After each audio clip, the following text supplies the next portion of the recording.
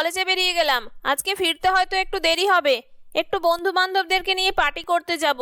তুমি আর আমার জন্য ওয়েট করো না। আর বাবাকেও বলে দিও যাতে করে আমাকে আর নিতে না যায়। সে কি রে, এই তো কদিন আগে তুই বন্ধু বান্ধবদেরকে নিয়ে পার্টি করতে গেলি।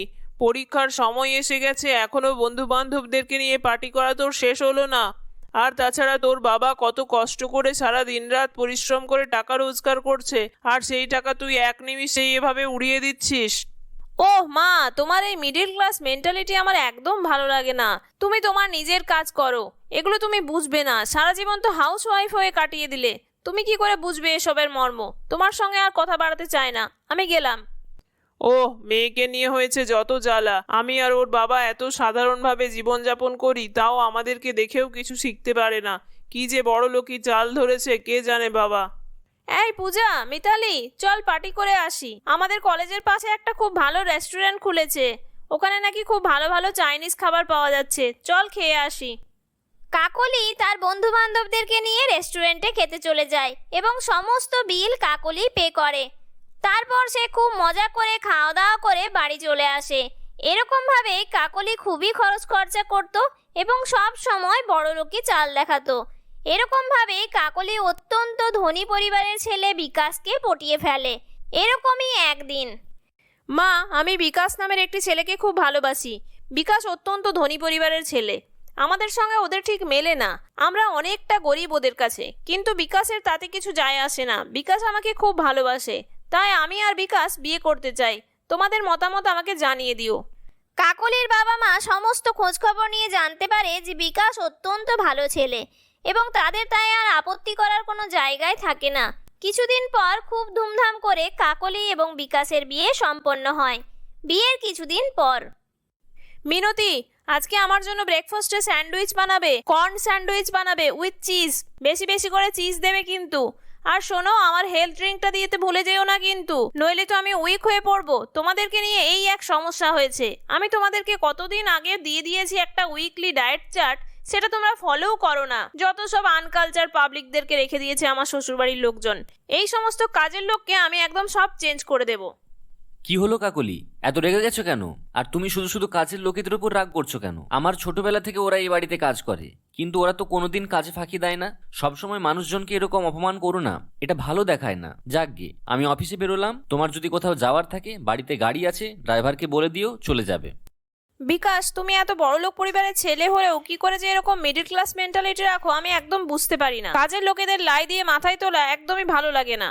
ওদেরকে একটা লিমিটের মধ্যে রাখতে হয়। কিন্তু তোমাদের বাড়িতে দেখেছি কাজের লোকেদের প্রতিও তোমরা একদম বাড়ির লোকের মতো ব্যবহার করো। কেন যে কে জানে, আমার শাশুড়ি মা পর্যন্ত এরকমই করেন। এই বলে কাকলি রাগে রুম থেকে বেরিয়ে গেল।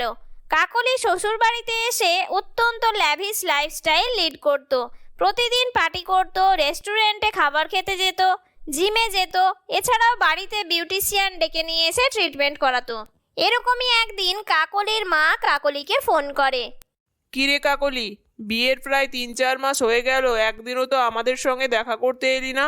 সেই কবে একবার অষ্টমঙ্গলাতে এসেছিলি, তারপর থেকে তো আর আসিসই না। আমাদেরও তো ইচ্ছে করে নতুন জামাইকে নিয়ে আসতে। ওফ মা, বোকা বোকা কথা বলো না। তোমাদের ওখানে গিয়ে আমার একদমই ভালো লাগে না, আর আমি এখন একদমই থাকতে পারবো না। আর তাছাড়া তোমার জামাই কত বড়লোক পরিবারের ছেলে জানো, তোমাদের ওখানে গিয়েও অ্যাডজাস্ট করতে পারবে না। আর তাছাড়া তোমাদের এসি পর্যন্ত নেই। বাইরে কি গরম পড়েছে দেখেছো তো? সেই একখানা পুরোনো দিনের কুলার তোমাদের কাছে রেখে দিয়েছো। বাবাকে বলো এসি লাগাতে, তাহলে তোমাদের জামাই যেতে পারবে। এরকম ভাবে কাকলি তার মায়ের সঙ্গে অত্যন্ত খারাপ ব্যবহার করে এবং ফোন রেখে দেয়। বাপের বাড়িতে এসি নেই বলে সে একদমই বাপের বাড়ি যেতে চাইতো না। আর তাছাড়া বাড়ির গাড়ি ছাড়া সে এক পাও কোথাও বের হতো না। এরকম ভাবেই ধীরে ধীরে কাকলির মধ্যে পরিবর্তন লক্ষ্য করা যায়।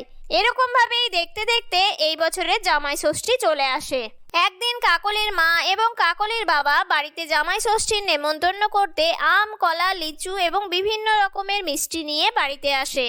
ও, তোমরা এসেছো, বসো। মিনতি দি, বাবা মার জন্য স্ন্যাক্সের বন্দোবস্ত করো। আর শোনো, আমার লেট হয়ে যাচ্ছে, আমি একটু শপিং এর জন্য যাচ্ছি। মা, তোমরা স্ন্যাক্স খাও, একটু বসো, আমি তার মধ্যেই চলে আসবো। আর তোমরা এগুলো কেন নিয়ে এসেছো? আমাদের বাড়িতে এরকম আম, জাম, কাঁঠাল কেউ খায় না। এখানে আমরা সব দামি দামি ফল খাই, বিভিন্ন রকমের বেরিজ খাই, কিউবি খাই, অ্যাভোক্যাডো খাই। আর তাছাড়া মিষ্টি কেন নিয়ে এসেছো? এত সুগার আমরা কেউ ইনটেক করি না। মিনতিদি, এগুলো বরং তোমার সঙ্গে তোমাদের বাড়িতে নিয়ে চলে যাও। আমি বের হচ্ছি। কাকলির বাবা মা কাকলির মধ্যে এরকম পরিবর্তন দেখে একেবারে অবাক হয়ে যায় এবং তাদের খুবই খারাপ লাগে।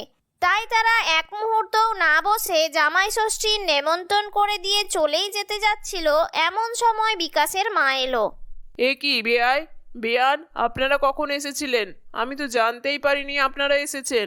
আসলে আমি একটা মিটিংয়ে ব্যস্ত ছিলাম, আমাকে তো কেউ খবরও দেয়নি। আর আপনারা চলে যাচ্ছেন কেন? আপনারা প্লিজ বসুন, লাঞ্চ করে যাবেন। কতদিন আপনাদেরকে দেখি না, আমি ভাবছিলাম একদিন আপনাদের বাড়িতে যাব। এই সমস্ত ঘটনা সবই বিকাশের কানে পৌঁছালো এবং বিকাশ কাকলিকে বলল, আমি সমস্ত ঘটনাই শুনেছি। তুমি বাবা মার সঙ্গে কি রকম ব্যবহার করেছো এটা? তুমি তো অহংকারে পাগল হয়ে গেছো। নিজের বাবা মার সঙ্গে কেউ এরকম ব্যবহার করে? যা সত্যি তাই তো বলেছি। তোমার তো দেখছি শ্বশুর শাশুড়ির ওপর দরদ একদম উতলে উঠছে। তোমাদের এই মিডল ক্লাস মেন্টালিটি আমার একদম ভালো লাগে না। কাকলি এবং বিকাশ কথাই বলছিল, হঠাৎ করে বিকাশের মা সেখানে উপস্থিত হয় এবং কাকলিকে বলে, বৌমা, আমার ছেলেকে আমি ঠিকই শিক্ষা দিয়ে মানুষ করেছি। একদম মিডল ক্লাস মেন্টালিটি থাকাই ভালো।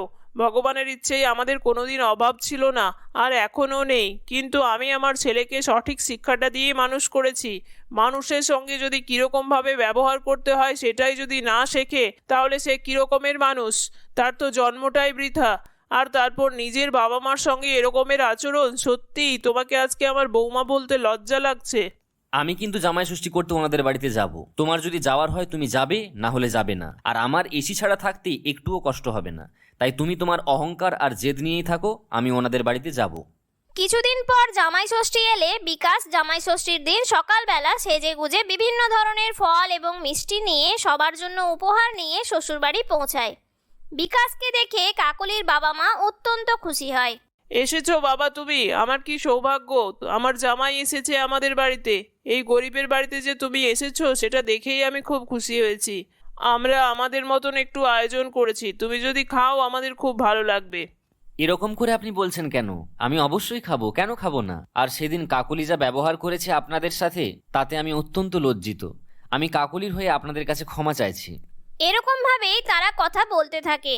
হঠাৎ করে কাকলি এবং কাকলির শাশুড়ি সেখানে এসে উপস্থিত হয়। বেয়ান, আজকে কিন্তু আমিও এসেছি। যদিও আজকে জামাই ষষ্ঠী, আমার এখানে কোনো দরকার নেই, তাও আমি আপনার মেয়েকে পৌঁছানোর জন্য এখানে এসেছি।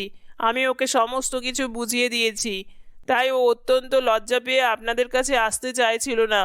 আমি ওকে নিয়ে এলাম। কাকলি, তোমার যা বলার আছে তোমার বাবা মাকে বলে দাও। মা, বাবা, তোমরা আমাকে ক্ষমা করো। আসলে আমার এতটাই অহংকার বেড়ে গেছিল যে তোমরা আমার বাবা মা সেটাই আমি ভুলে গিয়েছিলাম। আমাকে আমার শাশুড়ি মা অনেক করে বুঝিয়েছেন। আমি তোমাদেরকে অনেক অপমান করেছি। আমাকে ক্ষমা করো। তোমাদের এসি নেই বলে আমি তোমাদেরকে কথা শুনিয়েছি, অথচ ছোটবেলা থেকে আমি এসি ছাড়াই মানুষ হয়েছি। আর সেই সমস্ত দিনের কথা আমি ভুলেই গেছি যখন বাবা হাত পাখা দিয়ে আমাকে হাওয়া করেছে। আর বিকাশকে দেখো, ছোটবেলা থেকে এত বিলাসিতার মধ্যে মানুষ হয়েও ওর মধ্যে বিন্দুমাত্র অহংকার নেই। তাই তোমরা আমাকে ক্ষমা করো। আর মা, তুমি ঠিক কথাই বলতে, আমি সত্যিই বড়লোকি চাল দেখানো শুরু করেছিলাম। এইভাবেই কাকলি নিজের ভুল বুঝতে পারে এবং তার বাবা মার কাছে ক্ষমা চেয়ে নেয়। তার বাবা মাও তাকে ক্ষমা করে দেয়। তারপর তারা সবাই মিলে অত্যন্ত আনন্দের সঙ্গে জামাই ষষ্ঠী পালন করে। এরকমভাবেই তারা সুখে শান্তিতে দিন কাটাতে থাকে। বন্ধুরা, আমাদের গল্পটি তোমাদের কেমন লাগলো কমেন্ট করে অবশ্যই জানিও। যদি ভালো লাগে তাহলে একটি লাইক করো। আর চ্যানেলটির ভিডিওগুলি ভালো লাগলে চ্যানেলটিকে সাবস্ক্রাইব করে পাশে থাকার অনুরোধ রইল। ধন্যবাদ।